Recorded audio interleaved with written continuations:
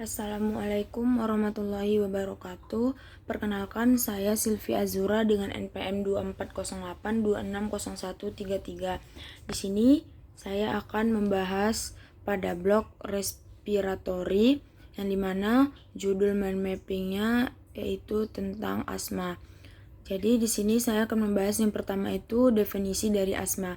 Jadi asma itu adalah penyakit inflamasi kronik pada saluran nafas yang ditandai dengan adanya hipersensitivitas bronkus atau hiperresponsivitas jalan napas, yang dimana kondisi ini menyebabkan penyempitan saluran napas yang bersifat reversibel, artinya dapat kembali normal baik secara spontan maupun setelah pemberian obat-obatan seperti bronkodilator. Karakteristik utama dari inflamasi kronik ini, dia biasanya melibatkan berbagai macam sel imun seperti sel mast, eosinofil, neutrofil, dan limfosit, serta mediator kimia yang menyebabkan dinding saluran nafas itu menjadi bengkak, kaku, hiperresponsif, dan sensitif terhadap berbagai rangsangan. Kemudian adapun etiologi dan faktor risiko, yaitu dia dibagi menjadi dua kategori, yang dimana ada faktor genetik, yaitu riwayat atopi atau alergi.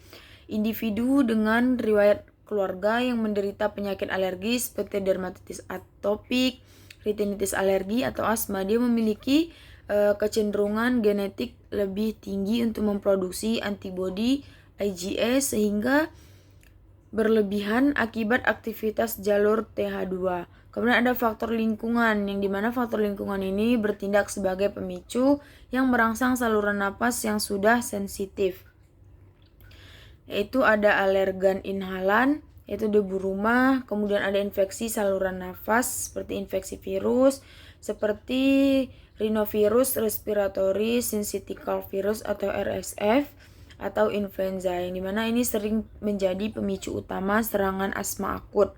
Kemudian polutan dan polusi, kemudian ada aktivitas fisik yang berlebih, kemudian cuaca atau udara dingin, yang dimana paparan suhu dingin itu atau perubahan cuaca yang tiba-tiba memicu penyempitan refleks pada otot polos bronkus, kemudian obat-obat tertentu, dan juga stres yang emosional, di mana faktor psikologis atau kecemasan ekstrim dapat merangsang sistem saraf otonom yang memperparah bronkospasme.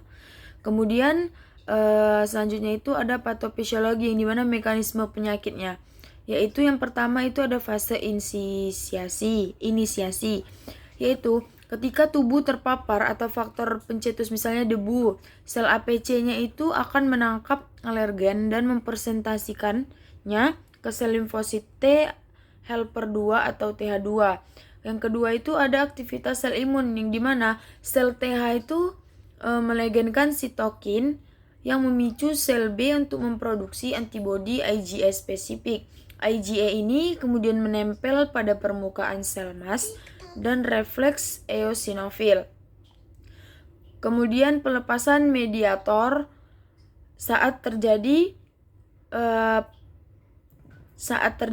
paparan berulang, yang dimana degranulasi kimia fase cepat seperti histamin, serta mediator fase lambat seperti leukoterin dan prostaglandin, yaitu respon jaringan bronkostriksi, yaitu histamin dan leukotiren merangsang kontraksi hebat pada otot polos yang mengelilingi bronkus.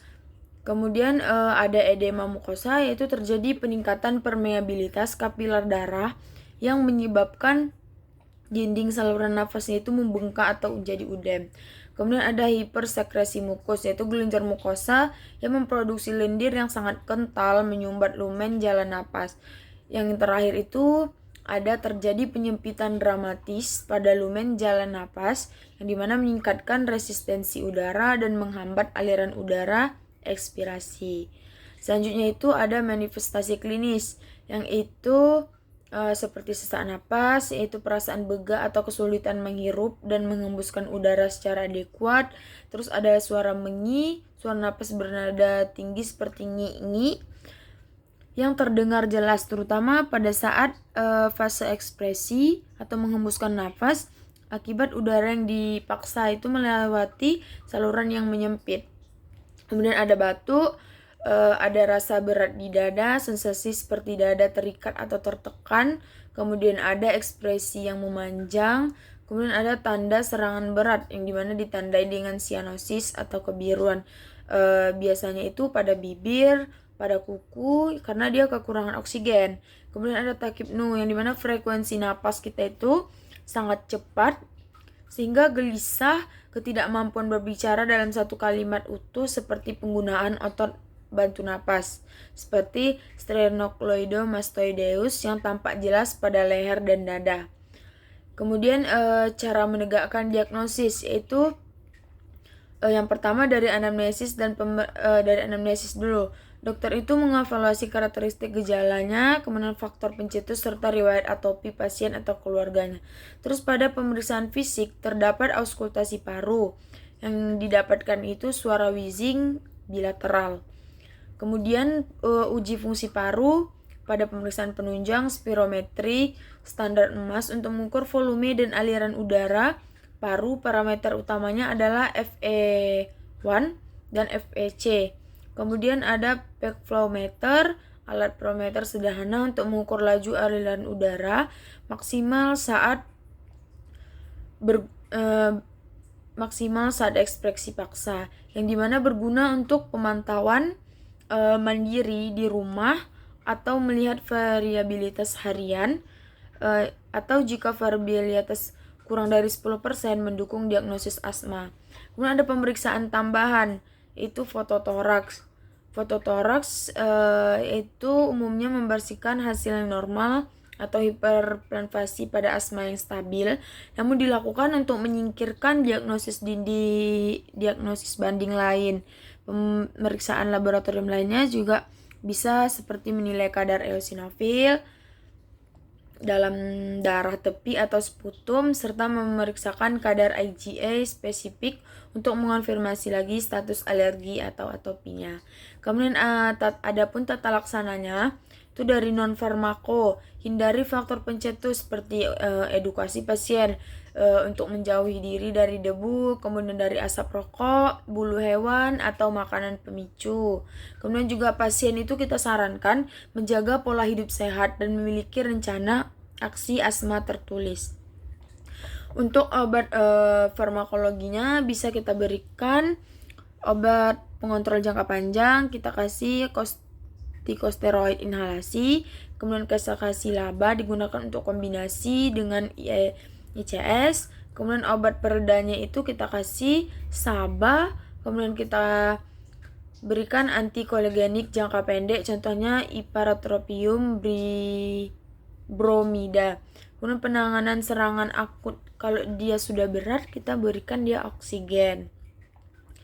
Kemudian untuk komplikasi asma, jika asma itu tidak didiagnosis sejak dini, tidak terkontrol dengan baik atau tidak mendapatkan tata laksana yang adekuat, kondisi ini dapat memicu berbagai komplikasi serius, baik bersifat akut maupun yang kronis.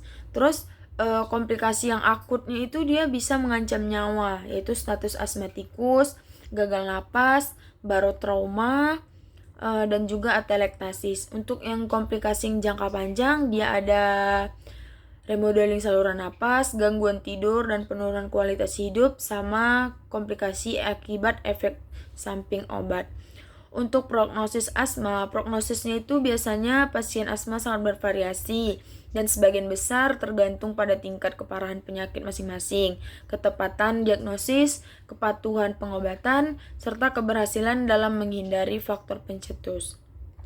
Sekian presentasi dari asma. Adapun daftar pustaka yang saya ambil yaitu dari Global Initiative for Asthma, yaitu dari atau GINA 2024, kemudian Perhimpunan Dokter Paru Indonesia atau PDPI 2020, kemudian Kementerian Kesehatan Republik Indonesia 2022, uji fungsi paru dalam penegakan diagnosis respirasi, Direktorat Jenderal Pelayanan Kesehatan. Kemudian saya